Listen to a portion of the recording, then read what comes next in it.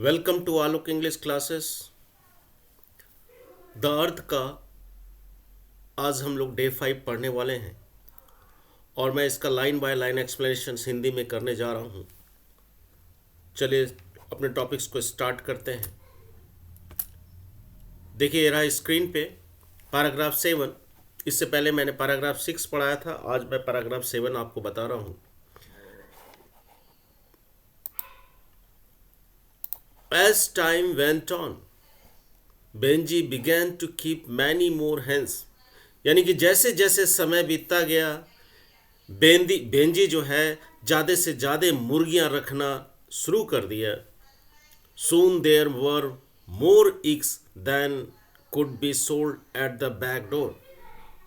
And by the time Benji had left school at 14, he had 40 or 50 hens and about as many laying pullets। यहाँ पे देखिए कि आगे हम बताएं कि सून देर वर मोर इक्स, और बहुत ही जल्द माने बहुत ही जल्द जो है there were more eggs than could be sold at the back door, यानी घर के जो पिछले दरवाजे से वो ज़्यादा से ज़्यादा अंडे जो है बेचना शुरू कर दिया। हाँ, एंड बाय द टाइम, और जो है by the time Benji had left school eight 14, जब बेंजी ने जो स्कूल छोड़ा था उस समय जो उसकी उम्र जो थी वह 14 साल की थी। ही हैड 40 और 50 हेंस, उस समय उसके पास में 40 या 50 मुर्गियां थी। And about as many laying pullets, और पुलेट्स बना होता है कि अंडे देने वाली मुर्गियां, और उतने ही तादाद में जो है वो अंडे देने वाले जो है पुलेट्स थी, वो मुर्गियां थी।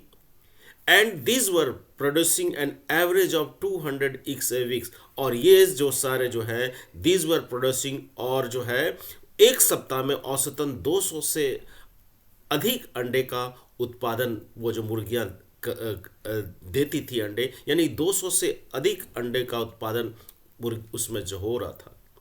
कहने का मतलब है कि जैसे जैसे समय बीतता गया, बेंजी ने जो है कई और मुर्गियों को पालना शुरू कर दिया, और शीघ्र ही वह घर के पिछले दरवाजे से अंडों को बेचता था। और by the time Benji had left school, और जब बेंजी ने जो स्कूल छोड़ा उस समय जो उम्र थी उसकी 14 साल की थी, और उस समय उनके पास 40 या 50 मुर्गियां थी, और उतनी ही तादाद में जो है अंडे देने वाली जो है मुर्गियां थी हैं। And these were producing an average of 200 eggs a week, और एक सप्ताह में 200 अंडे एवरेज मन उत्पादन होता था। आगे हम लोग देखते हैं बच्चे, यहाँ पे देखिए सून he would set off 3 times a week with a large basket of eggs on wheel trucks and hog them in Castor, the nearest towns। देखो कि यह शीघ्र ही, बड़ी जल्दी ही he would set off ने प्रस्थान करता था। सेट ऑफ मैंने he would set off 3 times a week, सप्ताह में 3 बार with a large basket of eggs, एक ऑन ए व्हील ट्रक, एक व्हील ट्रक पे जो है बड़े बड़े बास्केट्स में अंडों को रखता था। And hog them in Caster the nearest town, और उसके नज़दीक में जो शहर था वहाँ पे जो है वो कैस्टर के पास में दे देता था। कैस्टर्स को वहाँ पे सेल करता था, कैस्टर के पास में रख देता था, यानी कैस्टर के पास में वो नियरेस्ट टाउन में जो कैस्टर था वहाँ पे उसे डाल देता था, वहाँ रख देता था। By this time the money no longer went into the basin। अब इंपॉर्टेंट पॉइंट देखो क्या है। By this time the money no longer went into the basin but straight into the bank। अब जो क्या हुआ देखो, पैसे जो है वो सीधे जो है घर में जो किचन में जो कपबोर्ड था, कपबोर्ड में जो सबसे ऊपर वाला सेल्स पे जो बेसिन था वो अब उसमें पैसे नहीं जमा होता था। अब जो बैंक में अब जो पैसे आमदनी, क्योंकि बेंजी की आमदनी जो है बढ़ने लगी, जैसे जैसे आमदनी बढ़ने लगी तो अब वो बेसिन में पैसे नहीं जा करके अब जो वो सीधे जो है वो पैसा जो है बैंक चला जाता था। अब देखिए यहाँ पे Benjy could read and air और to afterwards he read in a paper that it was better to segregate breeds of hens, keeping white leghorns separate from Rhode Islands and young from old। Benji पढ़ सकता था, ऐसा नहीं था कि Benji नहीं पढ़ा था, पढ़ाई भले छोड़ दिया हो, लेकिन बेंजी पढ़ सकता था।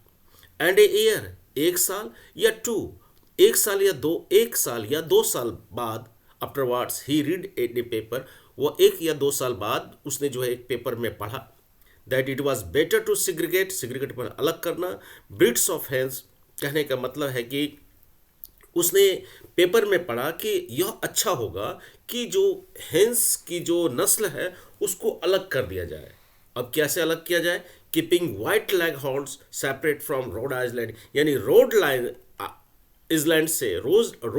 से जो है आइलैंड से जो है उसको लैग हॉर्न्स को सेपरेट अलग करना, एंड यंग फ्रॉम ओल्ड, और बूढ़े से यंग को सेपरेट करना, अलग अलग करना। तो ये बेंजी जो है उस पे जो मैगजीन्स में पेपर में पढ़ चुका था। दिस मिंट, इसका मतलब था न्यू कोप्स। कोप्स माना होता है कि एक प्रकार का जाल का वायर, जैसे कि वुड होता लकड़ी के ऊपर में, मुर्गी के घर में जो जाल का वायर जो लगाते हैं, जो नया घर बनाते हैं, उसको कोप्स कहा जाता है। दिस मींट न्यू कोप्स, इसका मतलब था कि नए coop. And the same time Benjy read that hens, और उसी समय बेंजी ने यह भी पढ़ा था कि द हेंस नीडेड एयर, यानी कि मुर्गियों को हवा की ज़रूरत होती है, उसकी हवा की ज़रूरत होती है। एंड एक्सरसाइज, घूमने फिरने के लिए जगह की ज़रूरत होती है, घूमने फिरने के लिए उसको होना चाहिए। And dry hygienic places to sleep, और सोने के लिए शुष्क स्वच्छ स्थानों का होना जरूरी है। इन सारे बातों को बेंजी ने जो है एक पेपर में उसने पढ़ा था।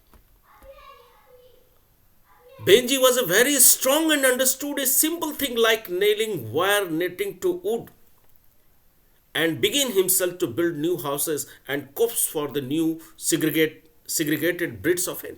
बेंजी बहुत ही मजबूत था। Benji was very strong, Benji बहुत ही मजबूत था। And understood a simple thing, एक साधारण सी चीज को वो समझ गया था, जैसे कि nailing wire netting to wood, यानी कि वुड में जो है एक तार लगाना। And began himself to build new houses, और स्वयं जो है उसके लिए जो है एक घर बनाना। And coops for the new segregate breeds of hen, और कप्स पे जो है अलग अलग नस्लों के लिए अलग अलग नस्लों को सेपरेट करके उसके लिए अलग अलग घर बनाना। बेंजी इस बात को समझ गया था।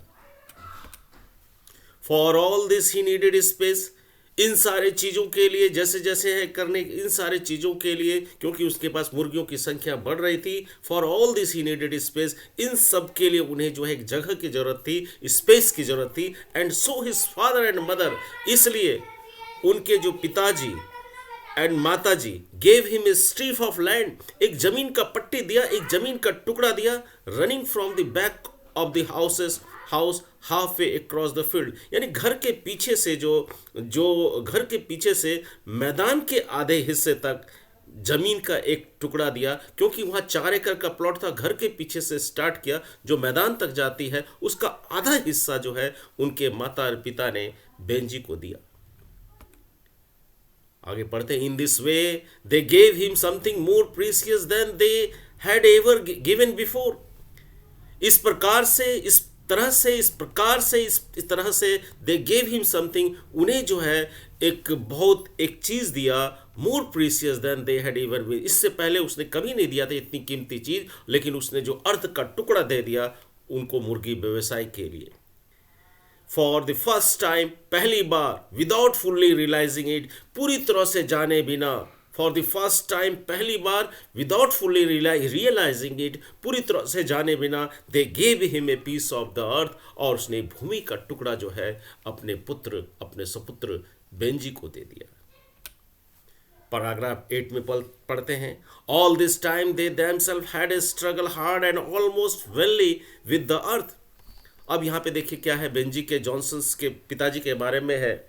ऑल दिस टाइम, अपने पूरे समय में, उन्होंने जो है पृथ्वी पर जो है उन लोगों ने, they themselves had struggle hard, बहुत ही कठिन संघर्ष किया। And almost level with the earth,